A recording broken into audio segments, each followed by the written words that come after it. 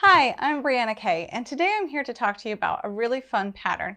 Sometimes it's awesome to take a pattern that's been around for a while and rework it up in a newer yarn and then also find new purpose, because even the patterns that have been around for a while are really awesome. It doesn't always have to be about a new release.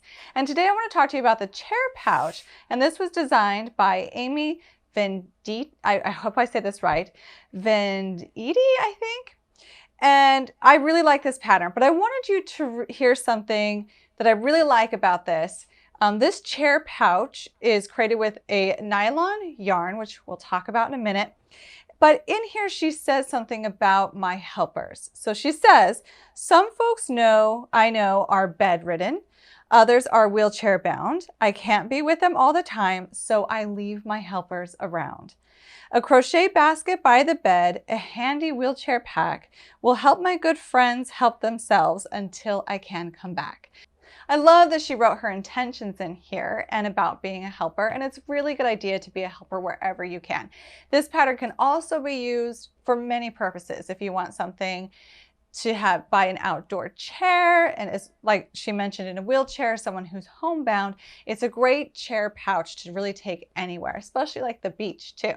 So let's get started. Let's talk about this yarn. I've chosen to make this with a Bernat Maker Home Decor.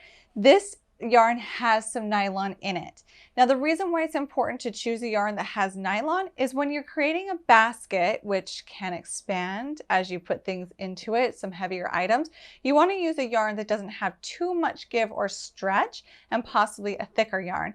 The pattern calls for 250 yards, 4 rolls of crochet nylon.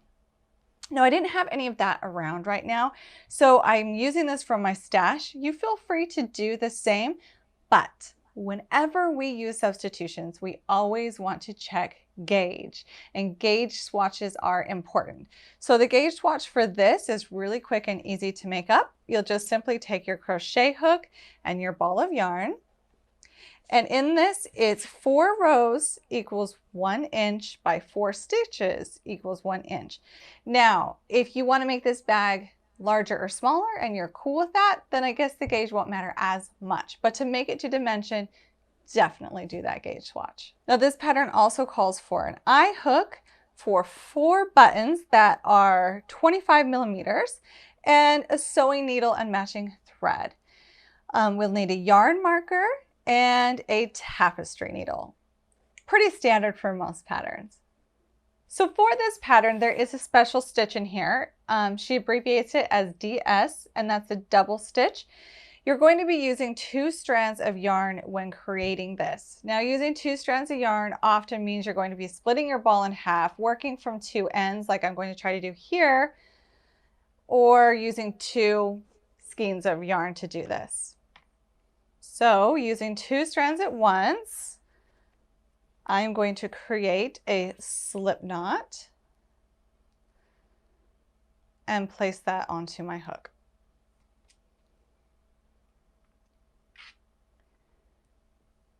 So holding my 2 strands of the nylon together, I will chain 53. Now for this pattern, I'm not going to be doing 53 stitches. I'm going to kind of do a little abbreviated version to go over this stitch, but for you, you'll chain 53 stitches. After you've chained the amount needed, you're going to draw up a loop from the 3rd chain from the hook. So we'll count down 3 chains, insert our hook, and draw up a loop. Then we will insert our hook into the next stitch and do the same, draw up a 2nd loop, and then we are going to yarn over and draw through all 3 loops on the hook.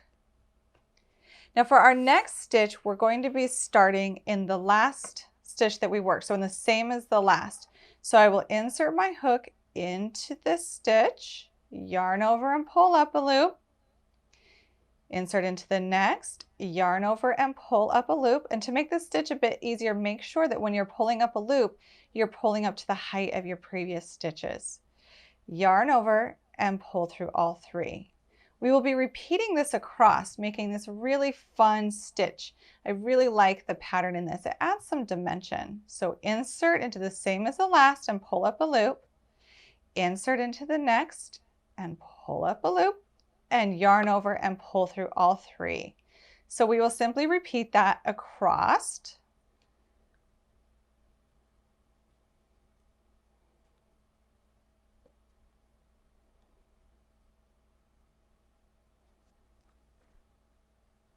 And now that we're coming to the end of one side of the chains, we will be repeating these steps on the other side of the chains. So what this does, and I know you'll get a little bit of curl here till we work the other side, but what this does is it helps us to be able to work into the rounds. So we've created our stitches on one side of the chain, and now we're going to work back towards the beginning, working along this other side. So simply turn and rotate your work, and then insert into the last stitch worked, and then into the next. Yarn over and pull through all three. We'll keep doing that all the way.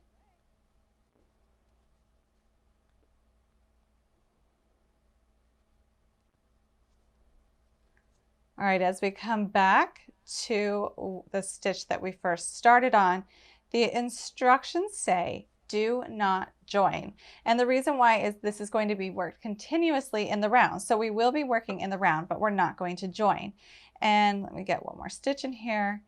So now I'm back where I started, and I'm not going to join into this first stitch. Instead, we will just continue on with round 2. And for round 2, here's what I suggest. Here is where your stitch marker comes in handy. You'll want to insert your hook into the first stitch of the round, yarn over and pull up a loop, insert into the next stitch, pull up a loop, yarn over and pull through all three, and now we've done our first stitch of the round. Take your stitch marker and mark that stitch, because often when we are working in the round without joining, it can be really easy to lose the first stitch in the round. I cannot do it without a stitch marker. Even I get confused. So place that stitch marker, and then it's a lot more relaxing. It's a ton more relaxing to crochet because you're not worried about getting back to that first stitch and wondering where it's at. So now we will keep going using the same stitch. I really like the design on this, and we will work rounds 2 through 40. Now I'm not going to do all 40 rounds for this video, but it's simply a repeat. And you'll notice as it keeps going that this is the bottom of our pouch, and we will be building it up as we work in the round. So once you have worked rows 1 through 40 and you've got a nice base for this pouch, on row 41, you will only work halfway across. You're only going to work 50 of your 100 stitches. Using the same stitch, simply work one side of the pouch, 50 stitches, and that will help us build out for the buttons. Let's get started in doing that. I'm simply going to work across half of my stitches here as an example. So now that I've worked half of my stitches across one side of the pouch, I will turn and chain 1. I'm still going to be using this same textured stitch, but now for rows 42 through 62, I will be working in rows and no longer working in rounds. If you notice, these rows will build up that flap that will make it work to attach it to something, either a chair or a wheelchair. So this flap is what we're working on now. Now that you've worked the flap across one side, and you can see where I started to do that as a little tiny sample, now is where we will create the buttonholes. And to do that, we will follow rows 63 through 66. These rows will create 5 different sections along one side of your pouch. So there will just be simply 5 different sections along these 50 stitches. For the first one, you'll chain 1 and work the DS stitches 4 times.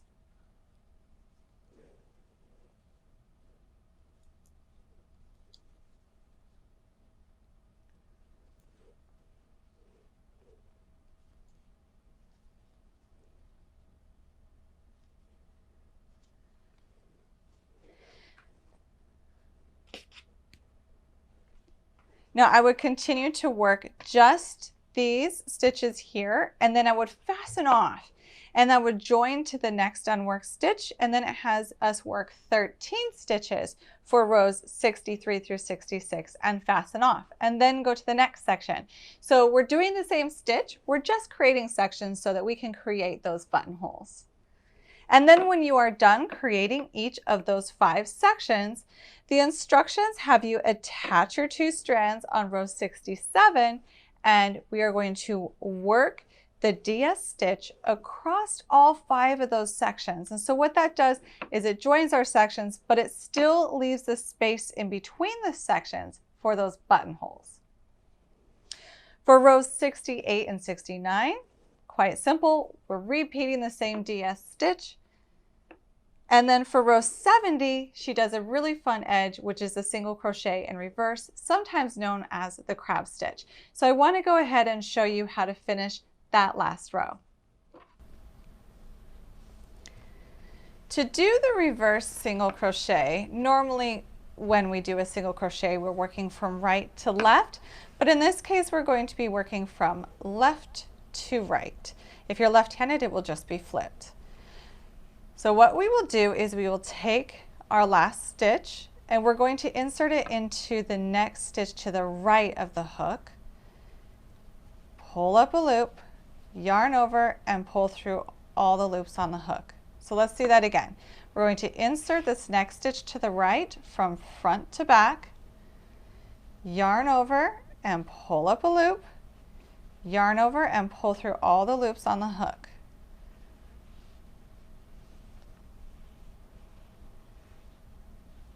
This creates a really textured, nice finish along the edge of your work. We can kind of see how that's coming through there. Insert your hook from the front to the back, yarn over, pull up a loop, pull through all the loops on the hook. It's going to feel a little bit fickly at first if you haven't ever done this before, but stick with me and after a few stitches, you'll be flying. So just keep doing a few more and see how it feels.